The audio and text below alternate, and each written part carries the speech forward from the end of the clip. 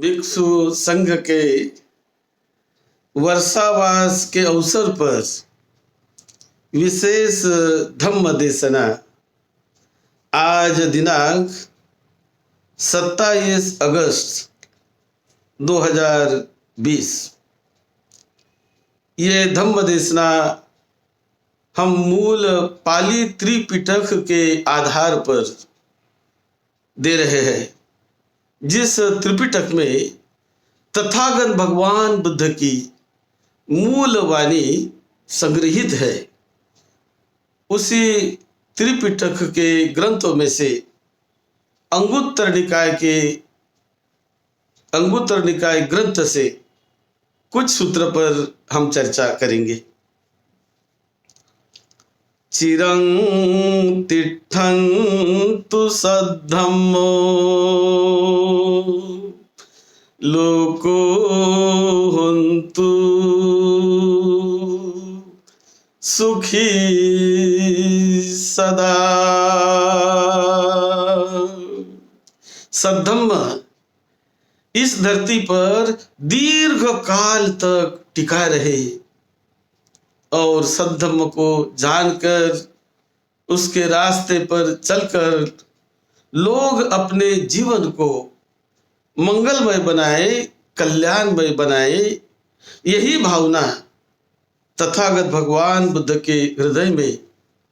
महाकरुणा के रूप में प्रकट हुई और तथागत बुद्ध ने जो धम्म सिखाया, अरहतों ने जो उस धम्म के रास्ते पर चलकर जो धम्म सिखाया, वो बहुजन हिताय बहुजन सुखाय और सभी के कल्याण के ही लिए है, सभी के उत्थान के ही लिए है। अंगुत्तर निकाय के एक सूत्र से हम बात करेंगे। यहाँ पर तथागत भगवान बुद्ध ने जो दायक होते हैं, धम्म को दान देने वाले दायक दायिका, इन दायक दायिकाओं को कैसा लाभ मिलता है उनके जीवन में, कैसे पुण्य धारा उनके जीवन यात्रा में संग्रहित होते रहती है, उस पर बड़ा विस्तृत विवरण इस सूत्र में किया है, लेकिन हम संक्षेप में बताने का प्रयास करेंगे। तो ये जो पुण्य धारा जो बहती है, ये कैसी बहती है उस पर हम चर्चा करेंगे। तथागत बुद्ध इस सूत्र में कहते हैं, पुण्या भी संद सुत्त पंची में भिक्खवे पुण्या भी संधा कुशला भी संधा सुख सहारा सौभाग्यिका सुख विपाका सग्ग संवत्तनिका इट्ठाय कंताय मनापाय हिताय सुखाय संवत्तति कतमे पंच यस्स भिक्खवे भिक्खु चीवरं परिभुंजमानो अपमानं चेतो समाधि उपसंपज्जं विहरति अपमानो तस्य पुण्याभि संधो। इसमें विशेष रूप से जब कोई दायिका जब भिक्षु को चिवर दान देते हैं, तो चिवर दान देने के बाद ये चिवर का इतना महान महत्व बुद्ध शासन में है कि चिवर दान जब भिक्षु को दिया जाता है और भिक्षु उस दायिका का चिवर पहनकर, क्योंकि उसने दिया चिवर है, तो उनका चिवर पहनकर जब भिक्षु ध्यान भावना करता है, सूत्र पाठ करता है और चिवर पहनकर ध्यान भावना करके अपने मन को निर्मल करने का अभ्यास करता है, प्रयास करता है, और उसी चिवर में बैठकर वो ध्यान करते हुए मंगल मैत्री की तरंगे जब लोगों के सुख शांति के लिए वो प्रकट करते रहता है और जो तथागत भगवान बुद्ध ने अनंत कल्याणकारी मंगल मैत्री सिखाई है, ऐसा जब भिक्षु उस चिवर पहनकर, उस चिवर में रहकर जब वो मंगल मैत्री करता है, तो वो मंगल मैत्री का लाभ तो सभी को होता ही है, लेकिन जिन्होंने चिवर दिया, वो चिवर को बहुत बहुत, जिसे कहते हैं असीम लाभ उन्हें मिलने लगता है, बड़ा पुण्य लाभ उन्हें मिलते रहता है। वो बहुत पुण्य का भागी होता है भिक्षु को चिवर देने वाला, वो दायक, चिवर देने वाली वो दायिका बड़ी पुण्य की भागी होती है, क्योंकि उस चिवर में वो लोगों के हित और सुख के लिए काम कर रहा होता है भिक्षु। इसी प्रकार जो लोग भिक्षु को बड़े सम्मान पूर्वक अच्छा भोजन देते हैं, घर में बुलाकर आदर से, सम्मान से, बुद्ध का स्मरण करके, धम्म का स्मरण करके, त्रिरत्न का स्मरण करके जब भिक्षु को भोजन दिया जाता है दायक दायिकाओं की ओर से, और वो भोजन पाने के बाद भिक्षु भोजन करके अपने विहार में जाकर जब ध्यान करते हैं, वो अपने मन को एकाग्र करते हैं, और एकाग्र करके अपने मन को वो सद्धम्म से जोड़कर सद्धम्म में वो विचरण करने लगते हैं, और सद्धम्म को जोड़कर सद्धम्म में जुड़कर जब वो लोगों के लिए कल्याणकारी ऐसी मंगल मैत्री करते हैं, धम्म सिखाते हैं, धम्म लोगों को समझाते हैं, तो जिन्होंने भोजन दान दिया वो बड़े बड़े पुण्य के भागी होते हैं। उन्हें अदृश्य रूप में, दृश्य अदृश्य रूप में बहुत पुण्य मिलते रहता है, क्योंकि उन्हीं के भोजन पर वो भिक्षु ये कुशल कार्य कर रहा, उन्हीं के पुण्य पर भिक्षु ने सूत्रपाठ शुरू कर दिया, मंगल मैत्री शुरू कर दिया, तो उसका लाभ, पुण्य लाभ उन भोजन देने वाले दायक दायिकाओं को असीम लाभ उनका मिलते रहता है, ऐसे तथागत बुद्ध बताते। इसी प्रकार जब भिक्षु को रहने के लिए कोई विहार दान दिया जाता है, और वो विहार दान देकर उस विहार में जब भिक्षु अपने बड़े शांति से, बहुत स्वतंत्र ढंग से जब वहाँ भिक्षु विहार करते हैं, बड़े मुक्त रहकर शांति से, स्वतंत्र ढंग से जब भिक्षु वहाँ पर रहते हैं, तो विहार दान देने वाले को बहुत बहुत पुण्य मिलते रहता है। बुद्ध विहार दान देना, बुद्ध विहार के लिए जमीन दान देना बहुत पुण्यवर्धक होती है, बहुत ही पुण्य उसमें समाया हुआ है, वो असीम पुण्य है, क्योंकि त्रिरत्न ये कुछ वर्ष, 2 साल तक रहने वाला नहीं, 15-20 साल तक, 50-100 साल तक त्रिरत्न नहीं रहता है। त्रिरत्न यानी बुद्ध रत्न, धम्म रत्न, ये तथागत भगवान बुद्ध से शुरू होकर वो निरंतर आज भी है। बुद्ध कहते मेरे पहले भी वो था, हजारों लाखों साल पहले था, करोड़ों साल पहले था ये त्रिरत्न, ऐसा तथागत बुद्ध बताते हैं। और आज मैंने भी उस त्रिरत्न को खोज लिया, बुद्ध रत्न, धम्म रत्न और संघ रत्न, और ये असीम काल तक टिकने वाला होता है।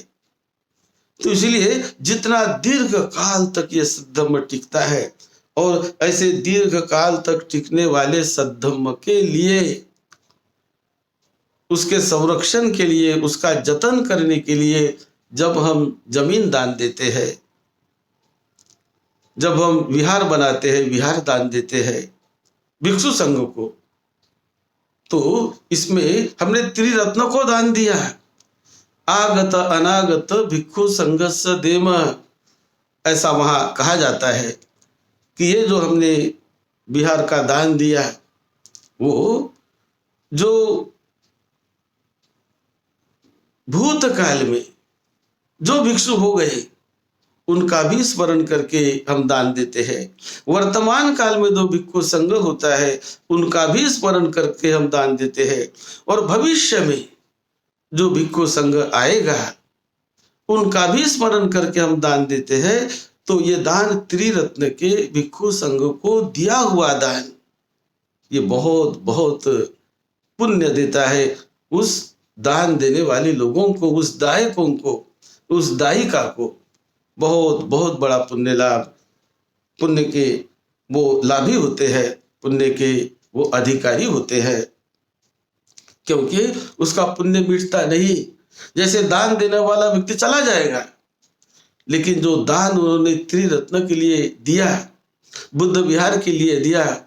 तो बुद्ध विहार चला नहीं जाता, वो तो अपने जगह पर है, वो बना रहता है। और वो बना रहकर आने वाली पीढ़ी, पीढ़ी दर पीढ़ी, पीढ़ी दर पीढ़ी की वो सेवा करते रहता है। आप सोचिए, जब तथागत भगवान बुद्ध को अनाथ पिंडक ने जेतवन की जमीन सोना बिछाकर खरीदी और बुद्ध विहार के लिए दान दी, वहां 54 करोड़ रुपया खर्चा करके अनाथ पिंडक ने विहार बनवाया, कितना लाभ हुआ धम्म का। स्वयं बुद्ध वहां पर रहे, हजारों प्रवचन तथागत बुद्ध ने उस विहार से दिए, हर हजारों हजारों करोड़ों करोड़ों लोगों ने उस विहार से प्रेरणा ली और धम्म वहां से फैलता गया। वो केंद्र बन गया था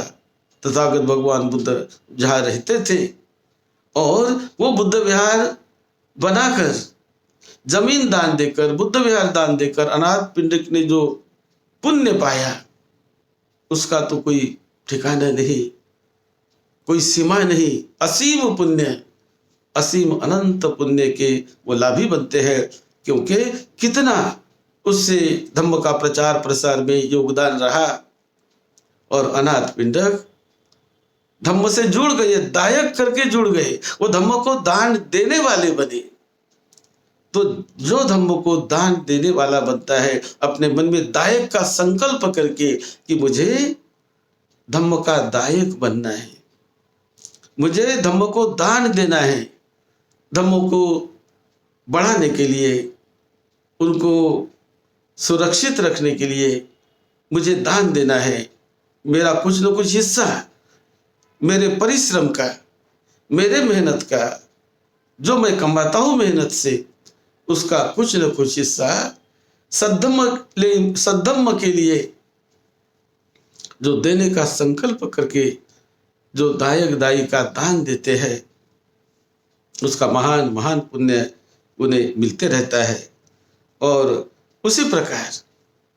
ये विहार दान का बड़ा महत्व, विहार में कमरा बना कर देना, उसका दान, विहार में जो वस्तुएं है वो वस्तुएं दे देना, जो जरूरी है उसका दान जब दिया जाता है तो उसका महान महान पुण्य के भागी ये दायक दायिका होते हैं, दायक दायिका होते हैं। फिर भिक्षुओं को बैठने के लिए आसन का दान देना, सोने के लिए बेड का दान देना, तकिया, बेड, चादर, मंच, कंबल, जो उपयोगी वस्तु है, कि जिस वस्तु का उपयोग भिक्षु करते हैं, बैठने के लिए जिस चेयर पर, कुर्सी पर बैठकर भिक्षु धम्म का अभ्यास करते हैं, जिस आसन पर बैठकर भिक्षु सूत्र पाठ करते हैं, जिस बेड पर भिक्षु विश्राम करते हैं, तो जिन्होंने वो बेड का दान दिया, जिन्होंने वो आसन का दान दिया, वो बड़े पुण्य के भागी होते हैं, बड़े पुण्य के भागी होते हैं।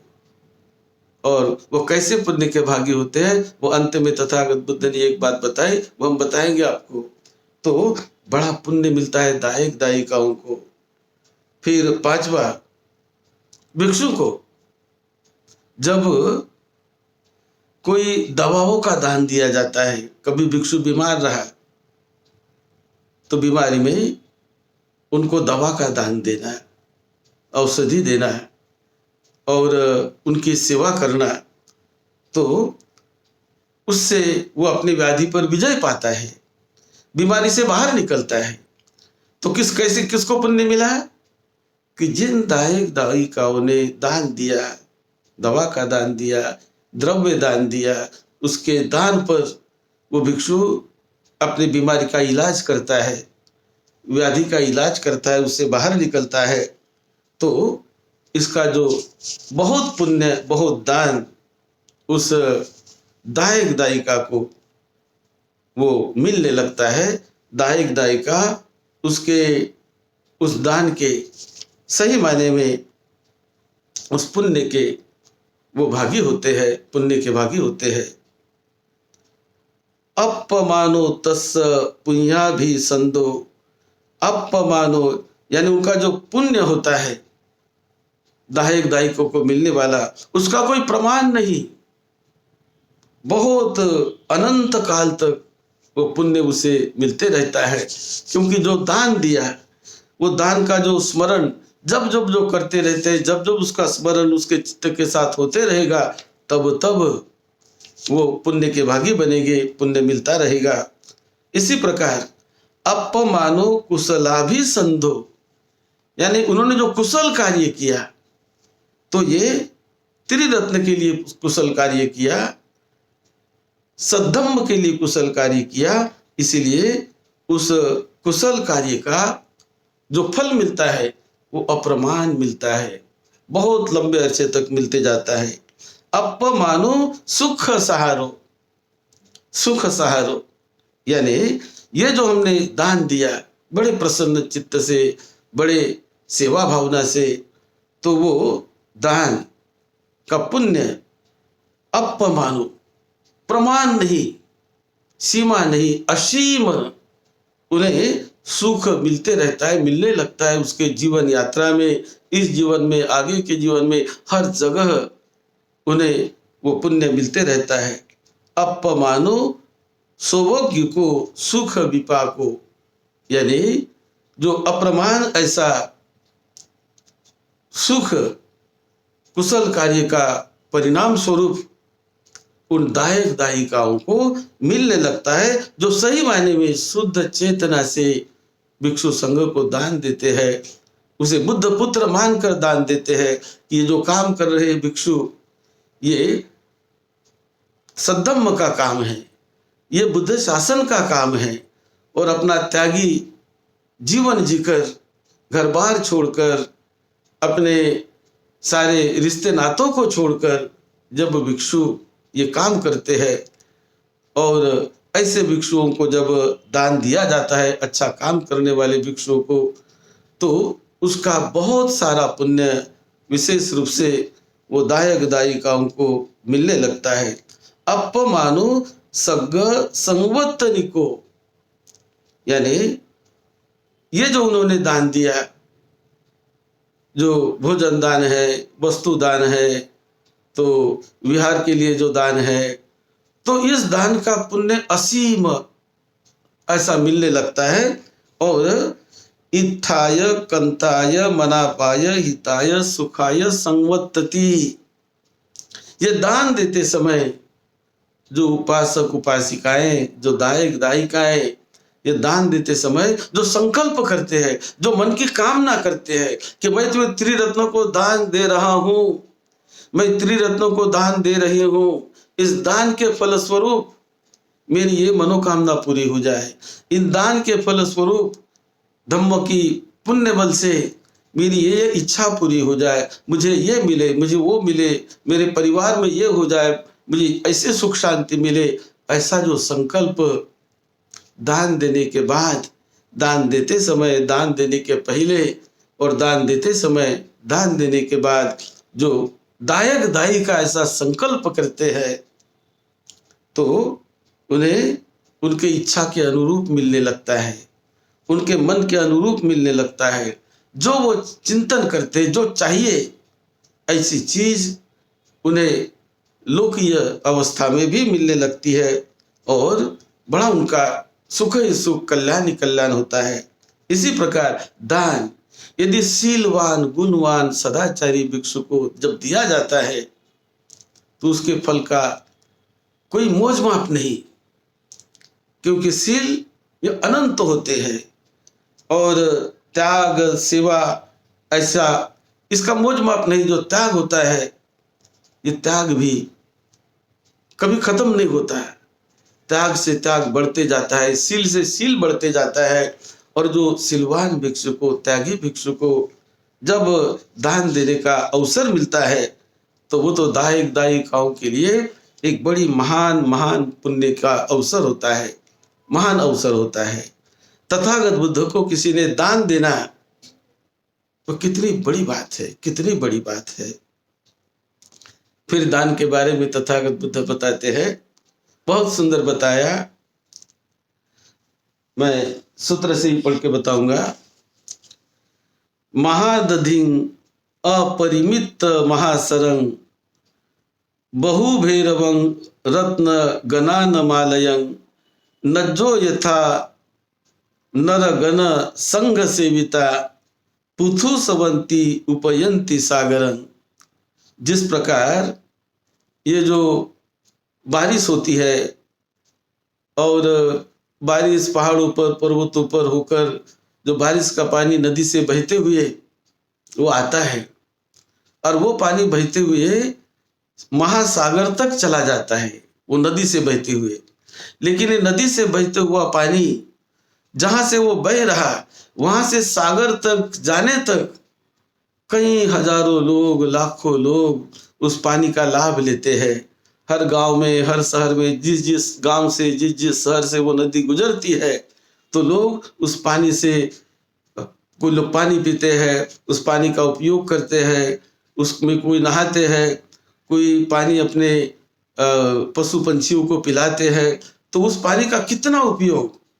कितने लोग उपयोग कर रहे हैं। जहां से वो निकली सागर तक, यानी हजारों मील पार करके जब वो सागर तक पहुंचती है तो इतने पहुंचते पहुंचते उस पानी का उपयोग कितने लोगों ने किया है, कितने लोग उस पानी का उपयोग कर रहे हैं, उसका अंदाजा नहीं लगा सकते। तो इस प्रकार ये जो पुण्य की धारा बहती है ये ऐसी ही बहती है। फिर तथागत बुद्ध आगे कहते हैं, एवं नरं अन्नपानं वत्थ दं सेया निसज्जथ रनस्य दायकं। यानी जो दायक ये अन्न दान देता है, वस्त्र दान देता है, कभी बेड का दान देता है, बेडशीट का दान देता है, तकिया का दान देता है, जो जो वस्तु, कभी खुर्ची का दान देता है, कभी पंखे का दान देता है, जो जो वस्तु वो दान देते हैं त्रिरत्न का स्मरण करके, तो वो पुण्य धारा ऐसी बहती है, पुण्यस्य धारा उपयंती पंडितं नजो यथा वारी वहाव सागरंती। कि जिस प्रकार ये नदी सागर तक वो पानी नदी का बहता है और सागर में जाकर और भी अनंत हो जाता है, सागर के पानी का कोई अंत नहीं। इसी प्रकार जो भिक्षु को दायक दायिका, विशेष रूप से दायक दायिका का संकल्प करके जो भिक्षुओं को सद्धम्म के लिए दान देते हैं तो वो दान की पुण्य धारा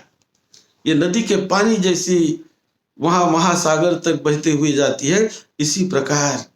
दायक लोगों को उन्होंने दिए हुए दान की पुण्य धारा वो निरंतर उनको वो पुण्य मिलते रहता है, दृश्य रूप में, अदृश्य रूप में। तो इस प्रकार तथागत बुद्ध ने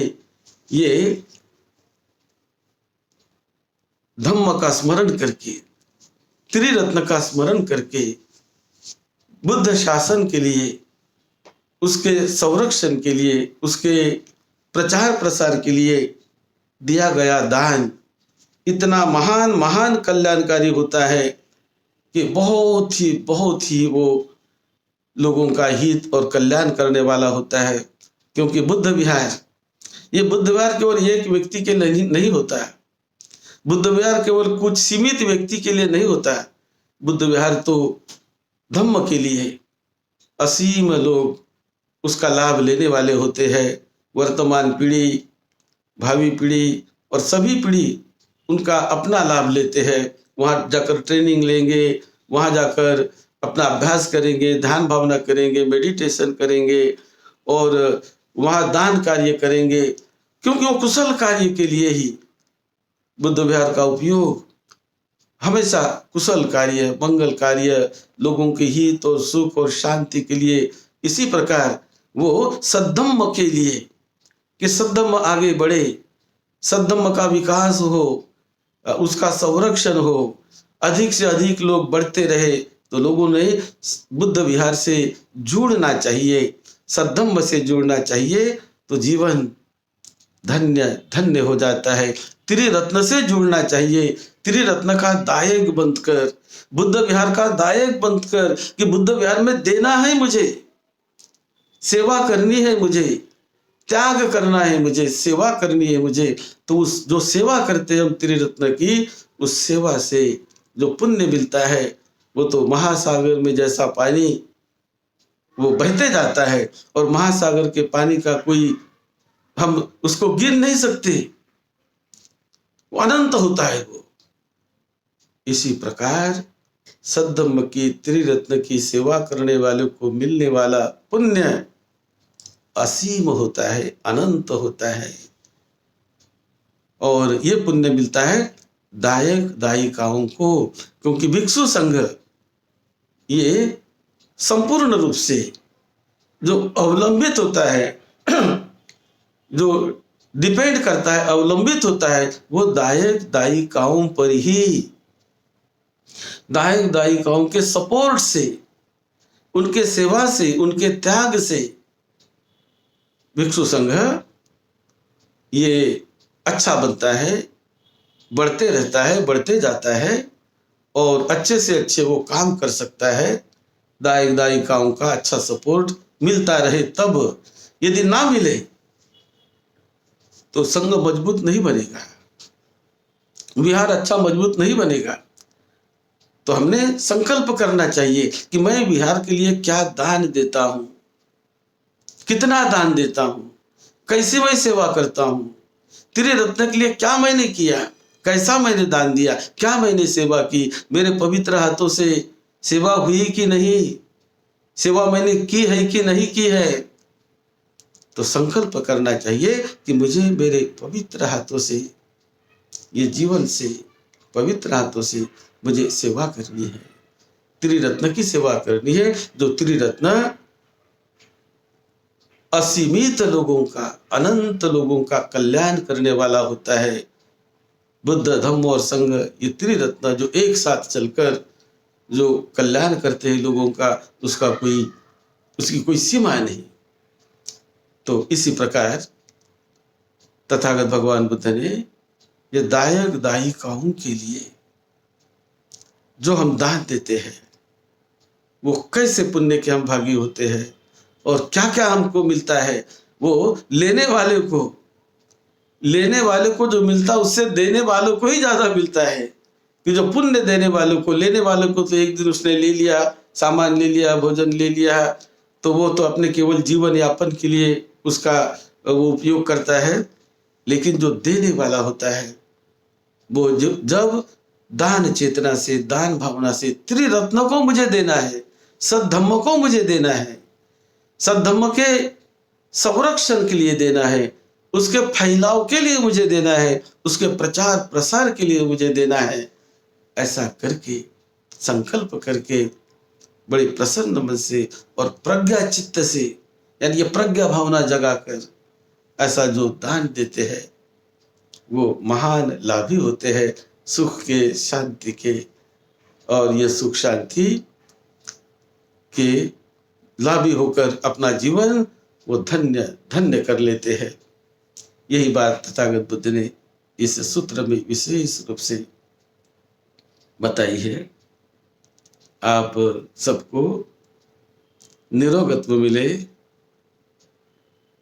दीर्घायुष्य मिले, सुख शांति मिले, यही मंगल मैत्री आपके लिए हम करते हैं। सद्धम्म की सेवा में, आपकी सेवा में डॉक्टर भदंत राहुल बोधि महाथेरो।